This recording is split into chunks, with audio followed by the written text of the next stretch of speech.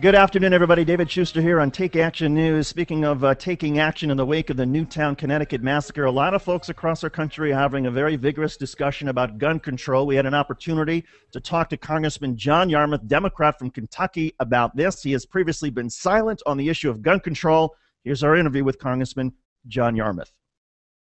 And welcome back, everybody, to Take Action News. David Shuster here, along with Daniel Marins, Mitch Mulaski, and Pete Callahan. We're so pleased to be joined now as we continue our discussion on gun control and the aftermath of the Connecticut massacre. So pleased to be joined by Congressman John Yarmuth, a Democrat from Kentucky. Congressman, thanks for being part of the program today. Oh, good to be with you. Thanks for having me. So, Congressman, first of all, what do you make of the reaction in Congress to the massacre in Connecticut? Well, clearly, I think the reaction to this was different than any prior tragedy of similar kind. Everybody was just struck to the core with the senselessness. And, of course, when you're talking about innocent 6- and 7-year-olds, it's very different. And I think that, at least behind the scenes, I'm hearing from a lot of Republicans that they would be open to some changes in the law, particularly with the high-capacity magazines and expanding background checks.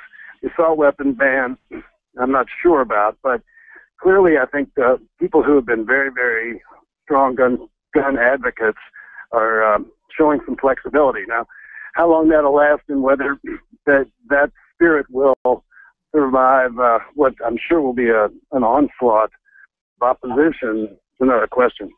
Now, I understand you're a strong supporter of the Second Amendment. You've been largely silent for the last several years on gun control, and now you yourself are ready to make a change. Explain. Well, I've actually been. I have an F rating from the NRA, so I'm not a favorite of theirs.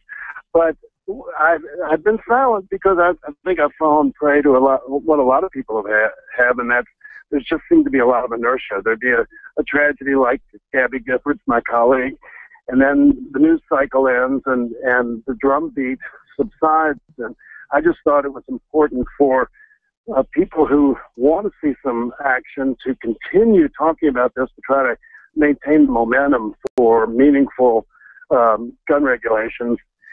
So I just thought my constituents needed to hear that, and also that the people of Kentucky who are not getting I think the gun regulation side anywhere else from the federal delegations needed to hear it. And since the Louisville media market reaches a great deal of Kentucky, I wanted to be the voice for that. Look, I understand the politics. I mean, I've said before myself in various programs that I didn't think it was smart politics over the last several years for Democrats to come out in favor of gun control or new gun control because I thought it would hurt them at the polls. You coming out and essentially saying the same thing, but saying, look, we now have to do more. We can't just worry about politics. We have to take these steps. What's been the reaction from your constituents? I would say that I have been, of all the contacts reacting to my statement and my appearances over the week, 95% have been supportive. I mean, it's been overwhelmingly supportive. And what I've tried to stress is that, that some things that the NRA says are actually valid, strangely enough. Things like talking about the enforcement of our existing laws. And I say one thing Congress can do is to provide oversight over those laws, see which are effective, which are ineffective, and why they're not effective.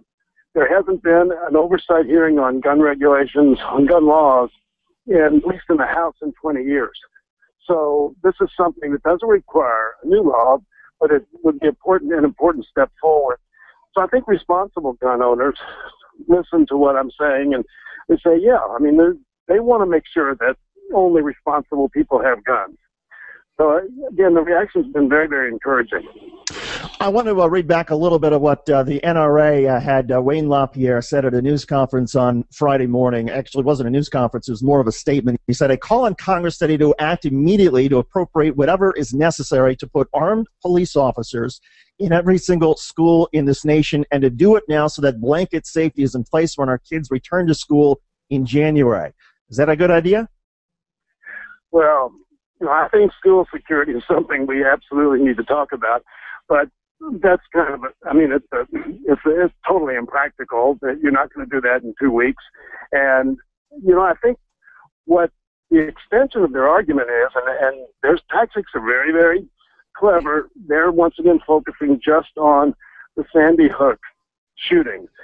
But if you extend their argument, you're going to put one in every theater. You're going to put one in every door to every mall. You're going to put one in every place of worship. And then all of a sudden, you have a police state.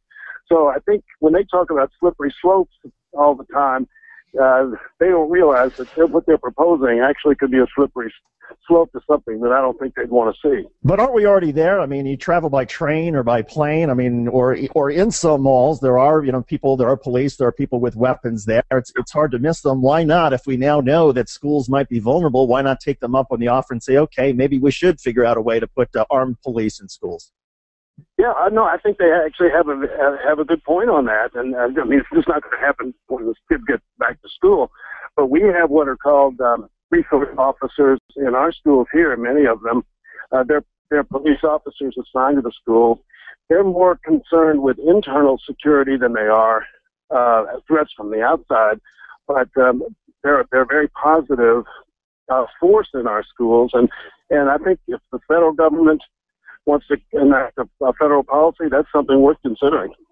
As far as the politics, and then I'm going to bring in Daniel Marantz here, the NRA, are they being too cute by half, as you mentioned, by focusing just on the issue of school security as opposed to the larger issue that I think a lot of Americans want to talk about, and that is, should there be a ban on assault weapons? Should there be certain background checks so that people simply can buy a gun from a private seller without even as much as putting forward an identification? Yeah, I agree totally, and I think the president is approaching this correctly by pointing the vice president to look at all the aspects of the problem and how we might deal with those. And we have one in the House as well. Mike Thompson from California is heading that up for the Democrats. And yes, there are a number of elements and approaches which could be effective, and we need to look at all of them. Daniel Marantz, go ahead. Congressman, some people have pointed out that at Columbine there was a policeman on premises. I mean, maybe it would be a good policy idea to have law enforcement officials at schools, but it seems like there's very little evidence that would prevent a mass shooting of this kind. Well, there's no question about that. I mean, if you have a police officer with a handgun and you got somebody coming in with an assault rifle, that police officer not going to stand much of a chance. So you don't want to create an arms race in schools. That would not be appropriate at all. I think what they're suggesting, the NRA is suggesting, and it's worth considering, is whether just the knowledge that there is an armed officer in every school might discourage somebody who wanted to make an attempt on them. And there's probably a good case to be made that would be true. One of the other things that the NRA suggested is that we need to look at sort of our culture of violence in films and in video games. Obviously, though, a lot of other countries have, I think of Japan and the video game culture that they have there, and yet they don't have the same level of gun deaths. Is that something that you'll be looking seriously at in the next Congress? Well, there's a slippery slope, and that I, as someone who strongly supports the First Amendment, would be concerned about. I think with video games and with the entertainment media, we need to, I think, provide kind of some moral suasion, and also we've got to make it as much a part of our education system as possible that both to educate parents and kids that these things ought to be taken with a grain of salt. If you're going to use them, that you shouldn't, and if somebody is obsessed with them, that they require some attention. So if you're actually going to get into the regulation of content of television and movies and in video games, I think that's something that is a very dangerous approach.